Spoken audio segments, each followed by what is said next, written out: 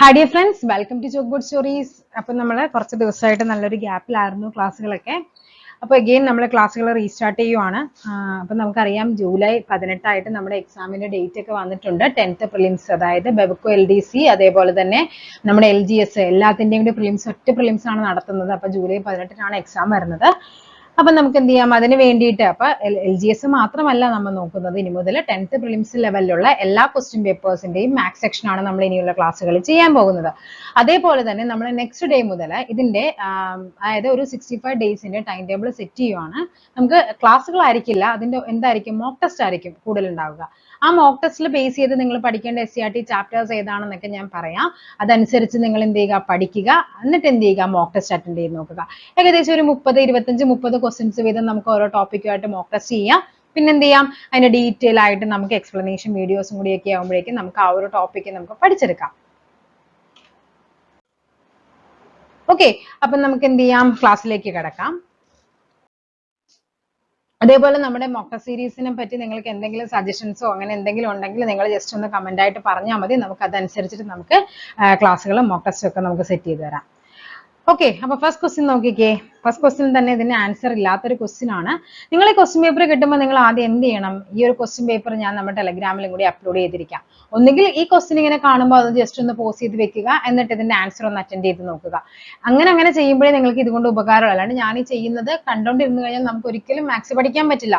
ഈ ഒരു ക്വസ്റ്റ്യൻ കാണുക, ജസ്റ്റ് പോസ് ചെയ്യുക, ആൻസർ സ്വയം കണ്ടെത്താൻ ശ്രമിക്കുക, എന്നിട്ട് അതിന്റെ തെറ്റ് എന്താണെന്നുള്ളത്, നമുക്ക് ആൻസർ കിട്ടിയില്ലെങ്കിൽ നമുക്ക് അതിന്റെ തെറ്റ് എന്താണെന്നുള്ളത് കണ്ടുപിടിക്കാം. ഓക്കെ, അപ്പൊ നമുക്ക് നോക്കാം. 7 into 8 divided by 2 into 14 plus 3 square.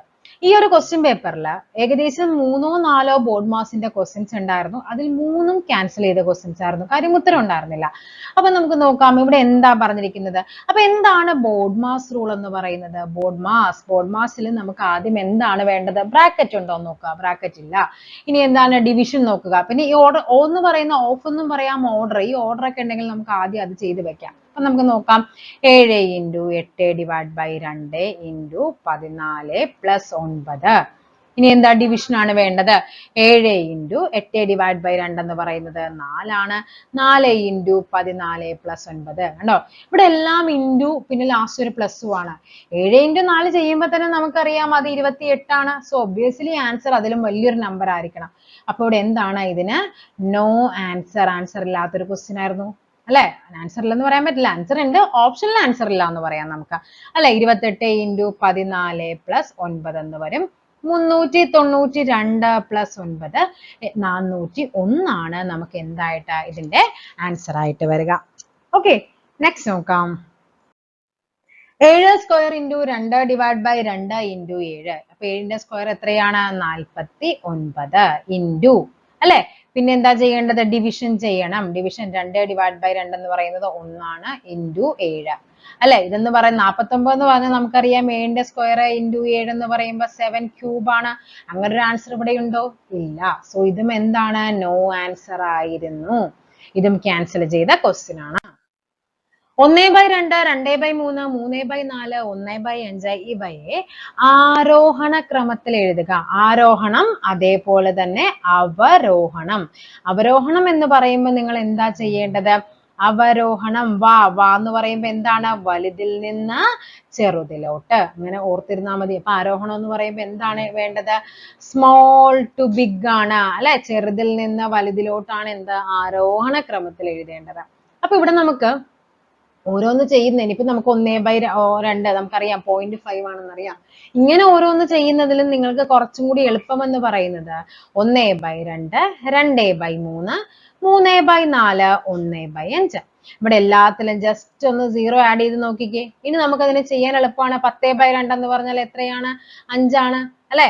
അതേപോലെ 20/3 എന്ന് പറയുമ്പോൾ എത്ര വരും, 6×3 18, 6 പോയിന്റ് സംതിങ് വരും. അത് വിട്ടേക്കാം നമുക്ക്.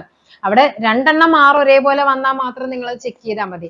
30 divided by 4 എന്ന് പറയുമ്പോൾ എത്ര വരും, 7 4 28, 7 പോയിന്റ് സംതിങ് വരും. 10 divided by 5 2. ഇനി ഇതിൽ ഏതാണ് ചെറുത് ഏതാണ് വലുതെന്ന് നോക്കിയാൽ മതി. ഏറ്റവും ചെറുതെന്ന് പറഞ്ഞാൽ ഏതാണ് അല്ലെ, 2 അല്ലേ. അതായത് 1/5 ആണ് ഏറ്റവും ചെറുത്. സോ ഇതെല്ലാം ക്യാൻസൽ ചെയ്തു. ആൻസർ ഏതാണ്, 1/5 വരും.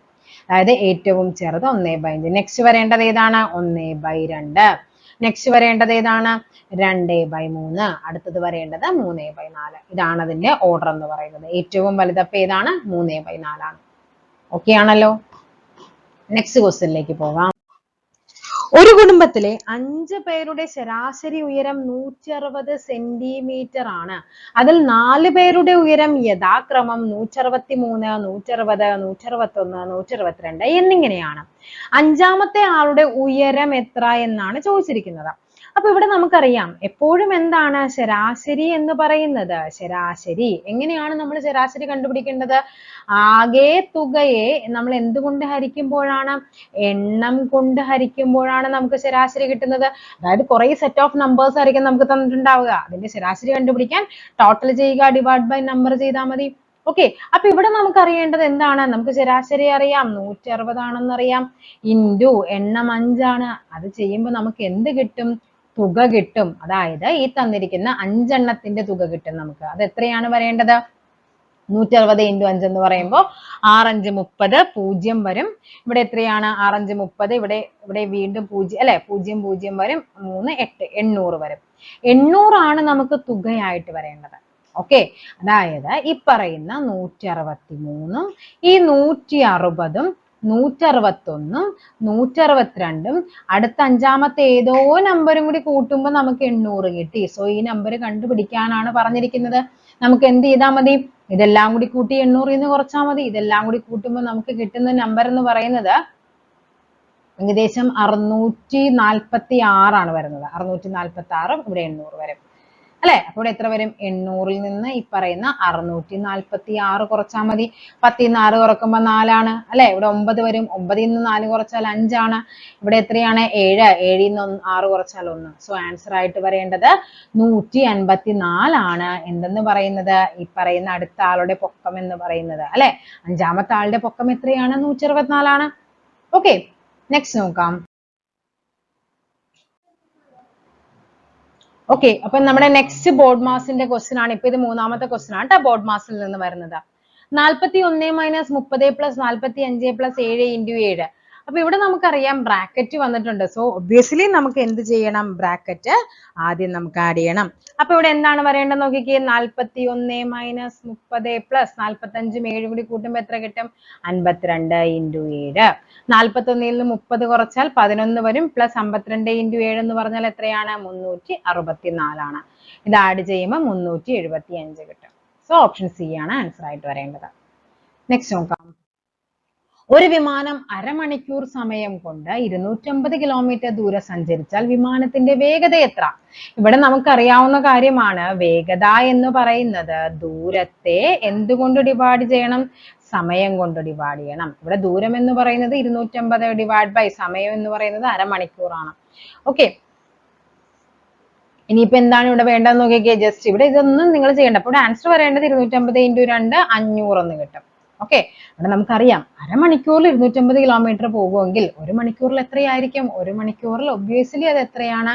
500 km/h ആണ്. അപ്പൊ വേഗത എന്ന് പറയുന്നത് 500 km/h ആണ്. നെക്സ്റ്റ് നോക്കാം. 1600 രൂപയ്ക്ക് വാങ്ങിയ ഒരു വസ്തു 12% നഷ്ടത്തിൽ വിറ്റു എങ്കിൽ വിറ്റ വില എത്ര? ഇവിടെ നമുക്ക് രണ്ട് തരത്തിൽ ഇതിനെ പ്രോബ്ലം നമുക്ക് സോൾവ് ചെയ്യാം. ഒന്നുകിൽ നമുക്ക് ഇതിനെ എന്ത് ചെയ്യാം? 100% ഈ പറയുന്ന 1600 എന്ന് പറയുന്നത്. 12% നഷ്ടം എന്ന് പറയുമ്പോൾ 100 നിന്ന് 12 കുറക്കുമ്പോൾ എത്ര കിട്ടും? 88. ഈ 88% എത്രയെന്നാണ് ചോദിച്ചിരിക്കുന്നത്. ഒന്നുകിൽ ഇതിന് എന്ത് ചെയ്യാം? 1600 × 88 ഡിവൈഡ് ബൈ 100 ചെയ്താൽ മതി അല്ലെ? നമ്മൾ എന്താ പഠിച്ചിരിക്കുന്നത്? രണ്ടെണ്ണം ഉള്ളതിനെ ഗുണിക്കുക, ഒരെണ്ണം ഉള്ളതിനെ ഹരിക്കുക.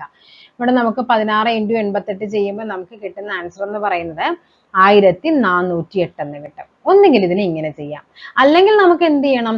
ഈ പറയുന്ന 1600ന്റെ 12% നമുക്ക് കണ്ടുപിടിക്കാം. ഓക്കെ, 0 0 കട്ടാവും. 16 × 12 എന്ന് പറയുമ്പോൾ എത്ര കിട്ടും? 192 എന്ന് കിട്ടും.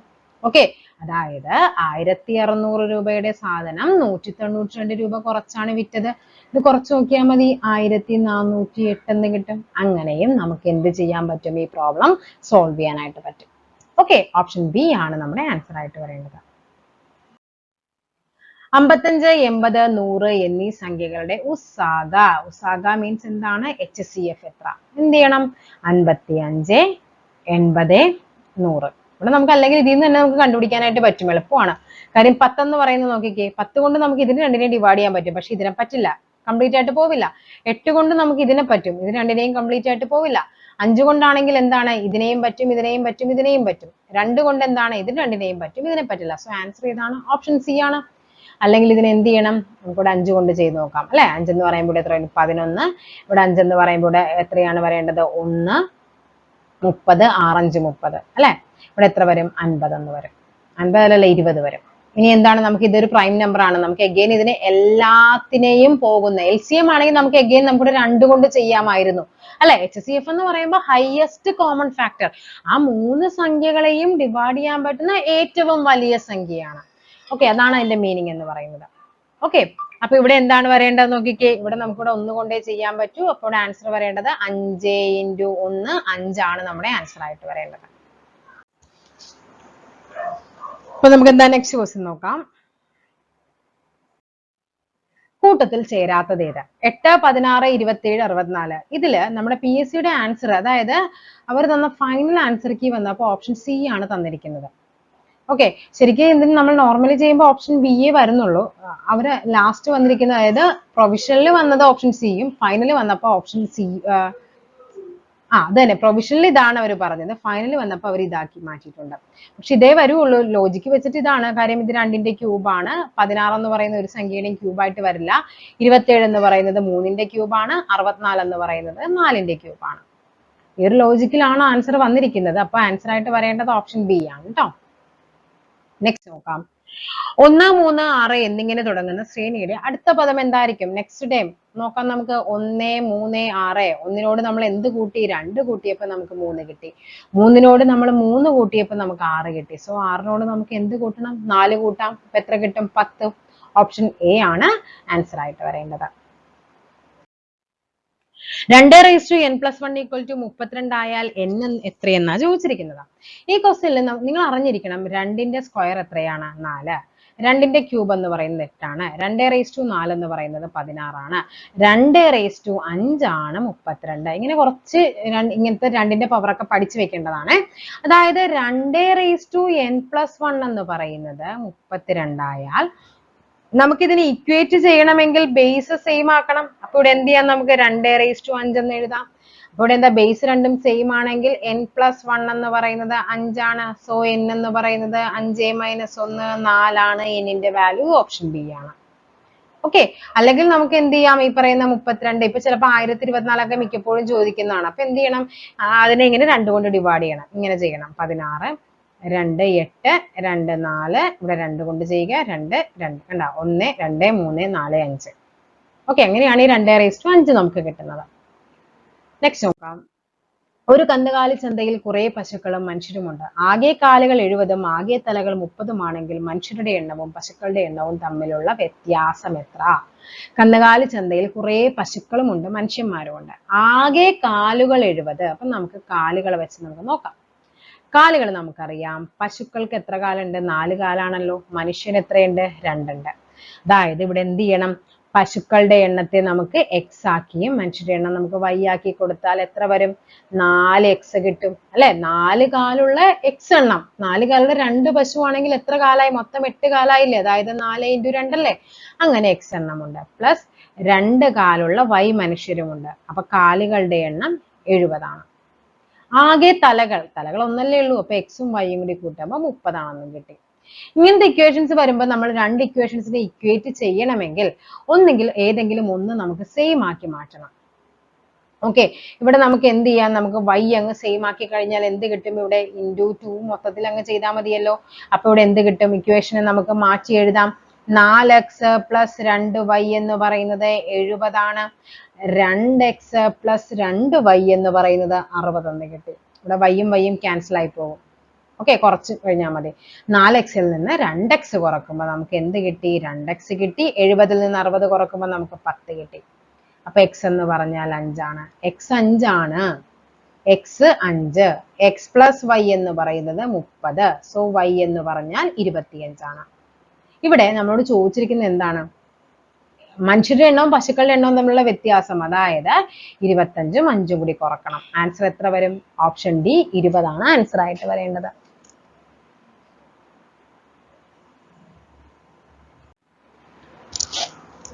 നെക്സ്റ്റ് ക്വസ്റ്റ്യൻ നോക്കാം നമുക്ക്. 0.05 സ്ക്വയർ ഇൻറ്റു 1/20 എത്ര എന്നാണ് ചോദിച്ചിരിക്കുന്നത്. ഇവിടെ നമുക്ക് ഇങ്ങനെ ഒരു ക്വസ്റ്റ്യൻ വരുമ്പോൾ നിങ്ങൾ ഇതിന്റെ 5ന്റെ സ്ക്വയർ 25 ആക്കി അങ്ങനെ ഒന്നും ചെയ്യണേൽ ഏറ്റവും എളുപ്പം എന്ന് പറഞ്ഞാൽ ആദ്യം നമുക്ക് എന്തെങ്കിലും ചെയ്ത് ചെറുതാക്കാൻ പറ്റുമോ നോക്കാം. നമുക്കറിയാം ഡിവൈഡഡ് ബൈ, അതായത് ഡിവിഷന്റെ താഴെ ഡിനോമിനേറ്റർ അഥവാ ഛേദം എന്ന് പറയുന്ന സാധനം 10, 100, 1000 അങ്ങനെയൊക്കെ ആണെങ്കിൽ നമുക്ക് അതിനെ പോയിന്റ് ആക്കാൻ കുറച്ചും കൂടി എളുപ്പമാണ് അല്ലെ.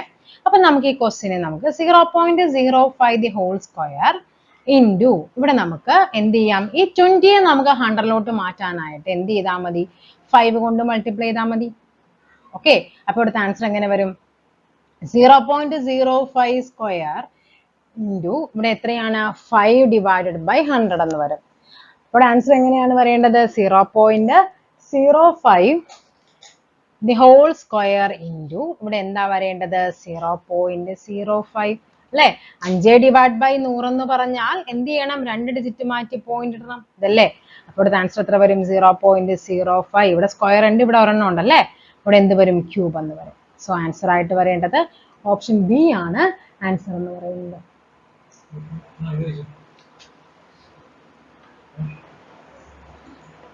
നെക്സ്റ്റ് നോക്കാം. നെക്സ്റ്റ് ക്വസ്റ്റ്യൻ എന്താന്ന് നോക്കിക്കേ. 1, 2, 4, 8 എന്ന സംഖ്യാശ്രേണിയുടെ അടുത്ത പദം എത്രയെന്നാ ചോദിച്ചിരിക്കുന്നത്. നെക്സ്റ്റ് ടൈം നോക്കണം. അതായത് നോക്കിക്കേ, 1, 2, 4, 8. ഒന്നിനോട് ഇവിടെ എത്ര കൂട്ടി? നമുക്ക് എങ്ങനെയൊക്കെ പോസിബിലിറ്റീസ് നമുക്ക് നോക്കാം അല്ലെ. ഒന്നിനോട് നമുക്കറിയാം ഇവിടെ എത്രയാണ്? 1 കൂട്ടി. 2നോട് നമ്മൾ എന്ത് ചെയ്തു? 2 കൂട്ടി. 4നോട് നമ്മൾ എന്ത് ചെയ്തു? 4 കൂട്ടി.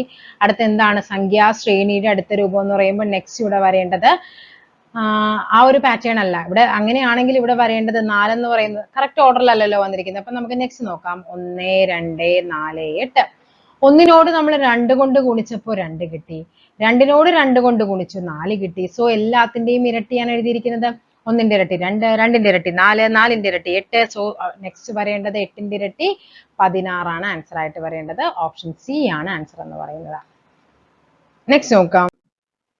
രമയുടെയും ജയയുടെയും വയസ്സുകളുടെ അംശബന്ധം 2:3 ആണ്. 5 വർഷം കഴിയുമ്പോൾ രമയ്ക്ക് 24 വയസ്സാകുമെങ്കിൽ ജയയുടെ ഇപ്പോഴത്തെ വയസ്സ് എത്ര?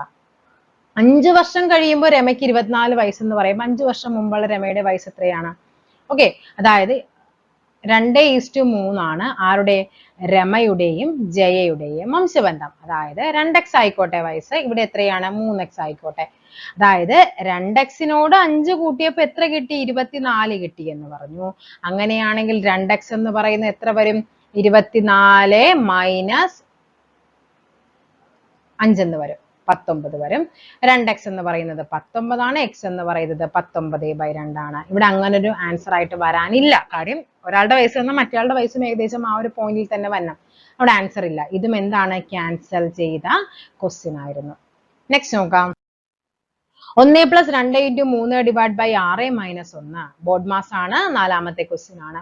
2 × 3 നമുക്കറിയാം ബ്രാക്കറ്റ് ഉണ്ടെങ്കിൽ ആദ്യം ബ്രാക്കറ്റ് ആണ് ചെയ്യേണ്ടത്. 2 × 3 divide by 6 - 1 1 + 6 divide by 6 - 1 1 + 6 divide by 6 എന്ന് പറഞ്ഞാൽ 1 ആണ്, -1. സോ ആൻസർ വരേണ്ടത് ഈ 1ഉം 1ഉം ക്യാൻസൽ ആയിപ്പോയി. ഫൈനൽ ആൻസർ എന്ന് പറയുന്നത് ഓപ്ഷൻ സി 1 ആണ്. നെക്സ്റ്റ് നോക്കാം. 11 എന്താണ് പറഞ്ഞിരിക്കുന്നത്? 11 22 ആയിട്ടുണ്ടെങ്കിൽ 132 എന്താകും എന്നാ ചോദിച്ചത്. ഒന്നുകിൽ ഇത് തമ്മിലായിരിക്കും റിലേഷൻ, അല്ലെങ്കിൽ ഇത് തമ്മിലായിരിക്കും റിലേഷൻ. അത് നമ്മൾ നോക്കണം കേട്ടോ. അപ്പൊ 11 ഇവിടെ 132, ഇവിടെ ഇപ്പൊ എന്ത് വരും? 11 22 ആയി. അതായത് 11നെ 2 കൊണ്ട് ഗുണിച്ചു. അങ്ങനെയാണെങ്കിൽ 132നെ 2 കൊണ്ട് ഗുണിക്കുമ്പോൾ 264 ആണ്. അങ്ങനെ ഒരു ഓപ്ഷൻ ഇവിടെ ഉണ്ട്. സോ ഇതായിരിക്കും നമ്മുടെ റിലേഷൻ. ഓപ്ഷൻ ഡി ആണ് ആൻസർ ആയിട്ട് വരേണ്ടത്. നെക്സ്റ്റ് നോക്കാം. ഒറ്റയാൻ ഏത്? ചതുർഭുജം, സാമാന്ത്രികം, ലംബകം, ചതുരം. ഇതെല്ലാം എന്താണ്? ചതുർഭുജം എന്ന് പറഞ്ഞാൽ എന്താണ്? 4 വശങ്ങളുള്ള എന്തിനേയും നമ്മൾ ചതുർഭുജം എന്ന് പറയും അല്ലെ. അപ്പൊ ഇവിടെ എന്താണ് സാമാന്ത്രികം എന്ന് പറയുന്നത് ഒരു ചതുർഭുജമാണ്, ലംബകം എന്ന് പറയുന്നത് ഒരു ചതുർഭുജമാണ്, ചതുരം എന്ന് പറയുന്നത് ഒരു ചതുർഭുജമാണ്. അപ്പൊ ഈ പറയുന്ന ഇതിന്റെ എല്ലാത്തിനെയും കൂടി നമ്മൾ കോമൺ ആയിട്ട് പറയുന്ന പേരാണ് എന്ത്? ചതുർഭുജം. അപ്പൊ ഇവിടുത്തെ ഒറ്റയാൻ എന്ന് പറയുന്ന ഏതാണ്? ചതുർഭുജം. അതായത് ഈ ചതുർഭുജം എന്ന് പറയുന്നതിന്റെ കാറ്റഗറിയിൽ ഉള്ളിൽ വരുന്ന സാധനങ്ങളാണ് സാമാന്ത്രികം, ലംബകം, ചതുരം, സമചതുരം അങ്ങനെയൊക്കെ വരുന്നത്. ഓക്കെ, നെക്സ്റ്റ് നോക്കാം. 2, 3, 5, 7 ഇങ്ങനെ തുടർന്നാൽ എട്ടാമത്തെ സംഖ്യ ഇത്. എളുപ്പമാണ് അല്ലെ? 2, 2നോട് 2 1 കൂട്ടി ഇവിടെ എന്തെഴുതി? 3 എഴുതി. അടുത്ത എത്രയാണ്? 3നോട് നമ്മൾ എന്ത് കൂട്ടി? 2 കൂട്ടി 5 എഴുതി. ഇവിടെ എന്താണ്? 5നോട് നമ്മൾ 2 കൂട്ടി 7 എഴുതി. ഇവിടെ തന്നിരിക്കുന്നത്